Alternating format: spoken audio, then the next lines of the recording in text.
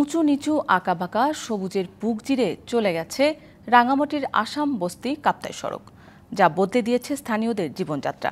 পাশাপাশি পর্যটন শিল্প বিকাশে আনছে ইতিবাচক পরিবর্তন। সড়কের দুই পাশে লাগানো হচ্ছে হরেক প্রজাতির গাছ। এতে পরিবেশের ভারসাম্যের পাশাপাশি আরও আকর্ষণীয় হয়ে উঠবে সড়কটি। প্রকৃতির সব সৌন্দর্য যেন মিলেছে রাঙামাটির আসাম বস্তি কাপ্তাই সড়কে। পুরো পথ জুড়ে সড়কের বাঁকে বাঁকে মুগ্ধতা, এক একটি বাঁক মানে এক একটি বিস্ময়ের অপেক্ষা।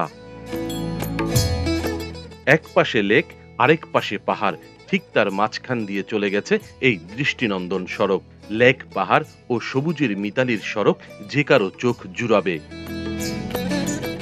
সড়কটিকে আরো আকর্ষণীয় করতে সড়কের দুই পাশে নানান প্রজাতির বৃক্ষরোপণের উদ্যোগ নিয়েছে দুর্নীতি দমন কমিশন জেলা সমন্বিত কার্যালয় ও স্থানীয় বন বিভাগ। কৃষ্ণচূড়া, শিমুল, জারুল, পলাশ, ক্যামেলিয়া সহ প্রায় ৩০ প্রজাতির গাছ দিয়ে প্রথমে ৫ কিলোমিটার সড়কের দুই পাশে লাগানো হচ্ছে ১,০০০ গাছ।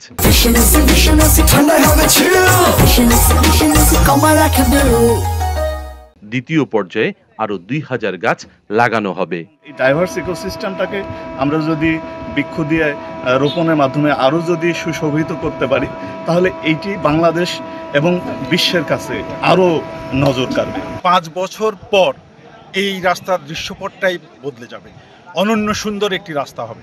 সৌন্দর্য রক্ষায় বনায়নের সাথে সাথে পরিকল্পিত অবকাঠামো নির্মাণে জোর দিলেন সংসদ সদস্য। এই জায়গাটার ভিতরে এখন পরিকল্পিতভাবে যদি কেউ রেস্টুরেন্ট করতে চায়, রিসোর্ট করতে চায়, আপত্তি নাই, কিন্তু এমন জায়গায় করতে পারবে না যাতে করে সৌন্দর্য বিকৃত হয়। বৃক্ষরোপণের ফলে জলবায়ু পরিবর্তনের প্রভাব মোকাবিলা সহ সড়কের সৌন্দর্য আরো বাড়বে বলে মনে করেন সংশ্লিষ্টরা। সৈকত রঞ্জন চৌধুরী, ডিবিসি নিউজ, রাঙামাটি।